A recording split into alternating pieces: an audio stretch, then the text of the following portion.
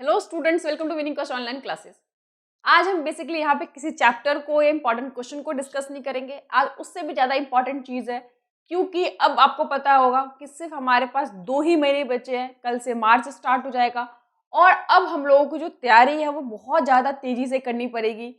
और I hope कि सभी बच्चों के सारे ही सब्जेक्ट के सिलेबस कंप्लीट हो गए होने चाहिए, क्योंकि जिस बच्चे का अब तक सिलेबस कंप्लीट नहीं हुआ है वो प्लीज़ जल्दी अपना सिलेबस कंप्लीट कर लो, क्योंकि अब कम से कम आपको 1.5 मंथ्स एवरेजली आपको 1.5 महीने का जो टाइम है आप लोगों को रिवीजन करने के लिए चाहिए ही चाहिए। क्योंकि देखो, आप कितना मर्जी पढ़ लो, आपको एक्चुअल में एग्जाम में वही चीजें याद रहेंगी जितना आपने उसको रिवाइज किया है, रिवीजन किया है, लिख लिख के याद किया है। ठीक है, बार बार टेस्ट दिया है।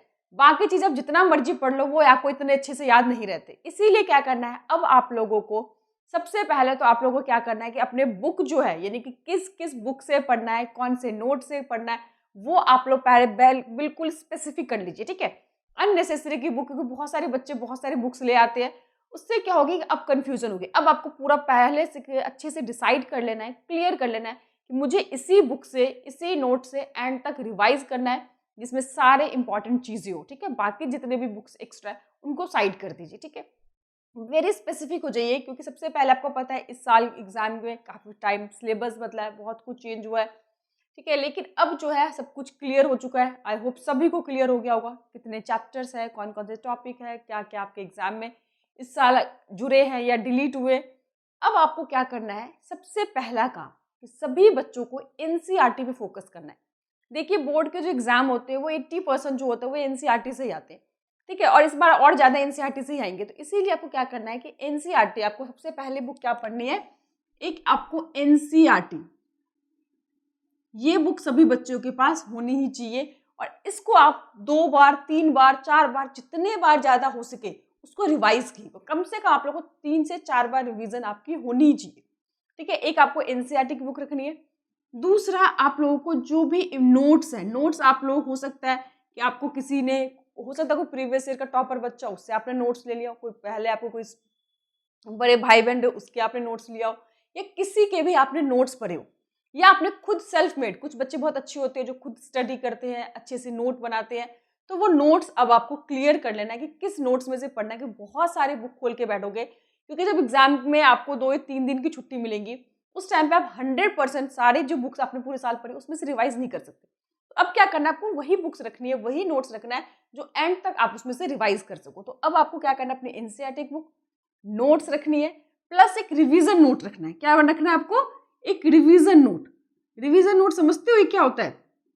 रिवीजन नोट्स के अंदर देखो, यहाँ पे तो आपने डिटेल में नोट्स बनाए होंगे, ठीक है, लेकिन आप इतने डिटेल में एग्जाम से कुछ टाइम पहले रिवाइज नहीं कर सकते। तो एक रिवीजन नोट्स अगर बना लिया है तो ठीक है, नहीं बनाए तो अब टाइम आ चुका है कि 10-15 दिन के अंदर, या इस मंथ मतलब लगा लीजिए कि आपको अपने रिवीजन नोट्स भी साथ साथ तैयार कर लेना है, जिसमें क्या करना है, आपको जितने भी चैप्टर के जो की पॉइंट्स इंपॉर्टेंट है, छोटे छोटे।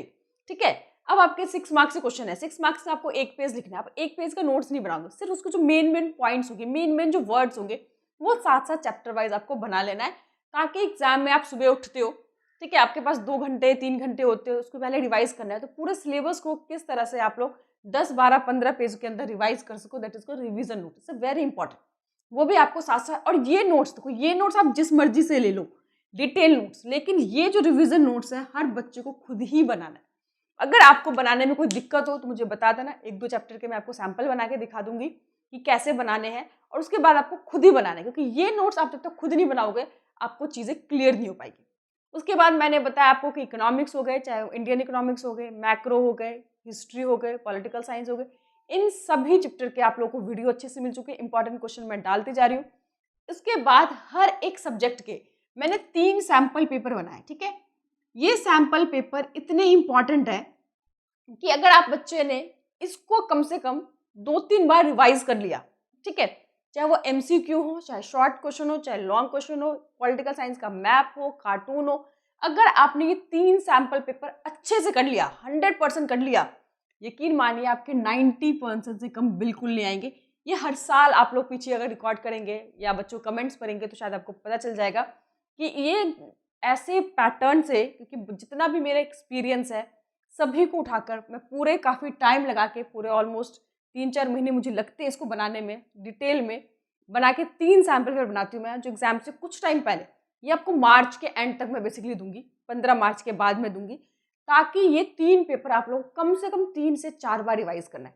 उसमें एमसी पूरा पेपर का पैटर्न होता है, किस तरह से पेपर सीबीएसई जैसे ही पेपर लेगी उसका पूरा पैटर्न होगा, उसको आपको अच्छे से रिवाइज करना है। वो 15 मार्च के बाद हर एक सब्जेक्ट को आप लोगों को मिल जाएंगे, उसको प्रैक्टिस करना है, रिटर्न प्रैक्टिस करना है, ठीक है। 1-1 मार्क्स के मैं आंसर भी प्रोवाइड कर दूंगी, बड़े क्वेश्चंस आप लोग खुद लिखेंगे।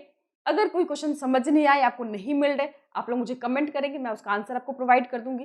प्लस 6 मार्क्स के क्वेश्चन कैसे अटेम्प्ट करना है, कैसे लिखना है। देखो हर बच्चा सिलेबस कंप्लीट कर लेता है, कहता है हम 100 मार्क्स का पेपर भी करके आए, लेकिन किसी के 95 आते, किसी के 99 आते, किसी के 98 आते और किसी के 60 या 70 मार्क्स भी आते।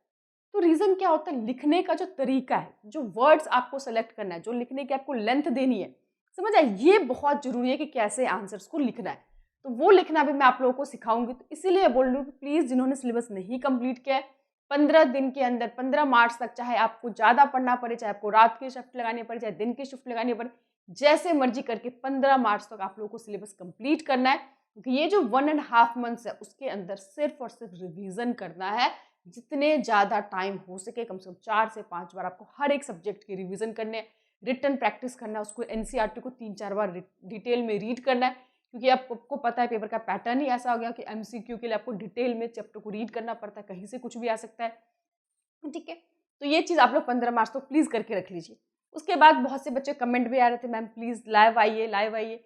ठीक है, मैं लाइव आने के लिए तैयार हूँ, लेकिन आप लोग मुझे बताइए कि किस चैप्टर के लिए, किस सब्जेक्ट के लिए बेसिकली आप चाहते हैं कि मैं लाइव आके आप लोगों की प्रॉब्लम को सॉल्व करूँ। अगर जिन बच्चों को ज़्यादा कमेंट्स होंगे तो मैं उस चैप्टर के लिए, उस टॉपिक के लिए मैं लाइव आना स्टार्ट कर दूँगी। ये मेरा मार्च से पूरा प्लान है कि मैं जितना ज़्यादा से ज़्यादा हो सके मैं आप लोगों को लाइव आके पढ़ाऊँ। क्योंकि लाइव में क्या होता है, बच्चा अपने डाउट को इमीडिएट क्लियर कर सकता है, या आप लोग जो भी पढ़ते हैं, आप लोगों ने अपने डाउट्स बना के रखे होंगे इन चैप्टर में या इन टॉपिक में आपको दिक्कत है, तो आप वो लोग मुझसे तुरंत उसी टाइम पूछ सकते हैं, अपने प्रॉब्लम को क्लियर कर सकते हैं। तो इसीलिए जितने बच्चे में चाहते हैं कि मैं लाइव आकर पढ़ाऊँ, किस सब्जेक्ट को पढ़ाऊँ, किस टॉपिक को पढ़ाऊँ, तो आप लोग मुझे कमेंट कीजिए। ज़्यादा से ज़्यादा बच्चों को कमेंट आएंगे, मैं उतनी जल्दी लाइव आने की पूरी कोशिश करूँगी और लाइव आपको सब कुछ पढ़ाया जाएगा।